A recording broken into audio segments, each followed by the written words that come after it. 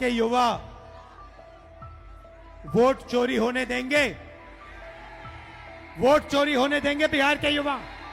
नहीं, क्योंकि वोट जो है वो हम सबका अधिकार है और गरीबों के पास आज के हिंदुस्तान में सिर्फ वोट बचा हुआ है।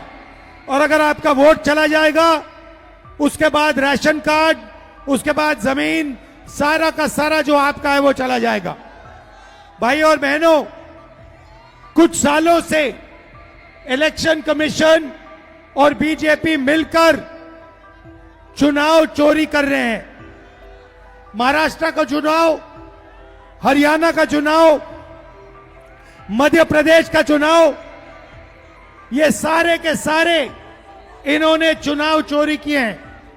महाराष्ट्र में लोकसभा में हम जीतते हैं, 4 महीने बाद विधानसभा में बीजेपी जीतती है।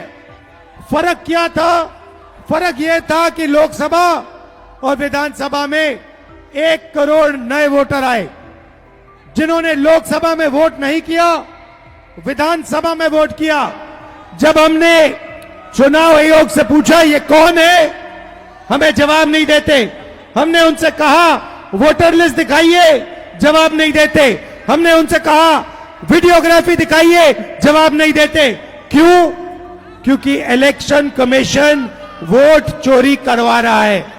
Rahul Gandhi's voter adhikar yatra is stirring political tremors in Bihar, and the storm has been disrupting the parliament's monsoon session. Meanwhile, the alleged vote theft case in Maharashtra has taken a dramatic twist, and now the spotlight is back on the Congress. The Supreme Court has dismissed the petition claiming bogus voting during the 2024 Assembly elections. Supreme Court dismisses petition challenging 2024 Maharashtra Assembly elections over alleged bogus voting. ये कल का आदेश है। एक याचिकाकर्ता गया, उसने कहा महाराष्ट्र में बोगस वोटिंग हो रही है और एक आरोप यह लगाया 75 लाख बोगस वोटर्स 6 बजे की जो एक समय सीमा थी उसके बाद वोट करते हैं। तो सर्वोच्च न्यायालय ने बिल्कुल स्पष्टता से कहा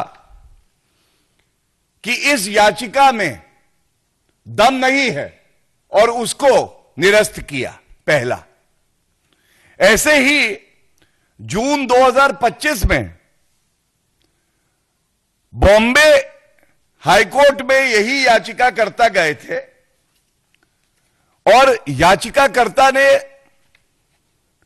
कई ऐसे निराधार आरोप लगाए। उन्होंने कहा 95 ऐसी कॉन्स्टिट्यूएंसी हैं जहां पे गड़बड़ी हुई है।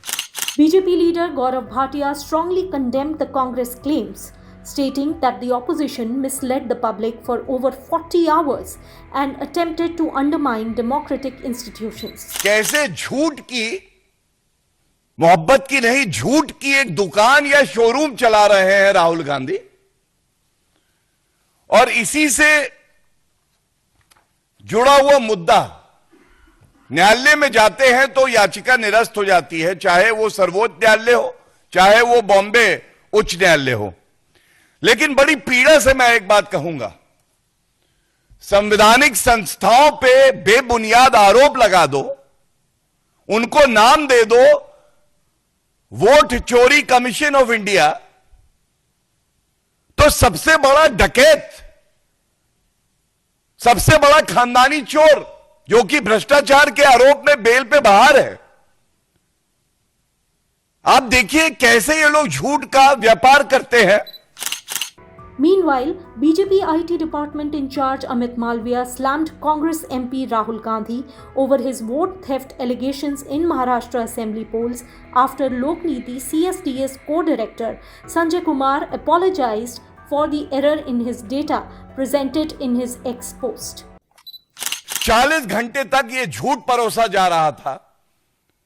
कांग्रेस के नेता पवन खेड़ा इस पे ट्वीट करते हैं, फिर डिलीट करते हैं। राहुल गांधी के बेबुनियाद आरोप भी CSDS के डेटा पे आधारित हैं। 40 घंटे तक ये जो झूठ परोसा गया, जो अफवाहों का बाजार गर्म किया, हमारे लोकतंत्र को कमजोर करने के लिए, निर्वाचन आयोग पे बेबुनियाद सवाल उठाने के लिए, इसकी जिम्मेदारी कौन लेगा? क्या राहुल गांधी देश से माफी मांगेंगे? क्या ट्वीट डिलीट कर देना, एक्सपोज डिलीट कर देना? जो नुकसान आपने लोकतंत्र को पहुंचाया है, जो तार तार किया है आपने जनता के विश्वास को, उसका क्या होगा? As political rhetoric escalates, attention now turns to the Congress for its response, whether with clarification, counter allegations, or a shift in strategy. The nation watches.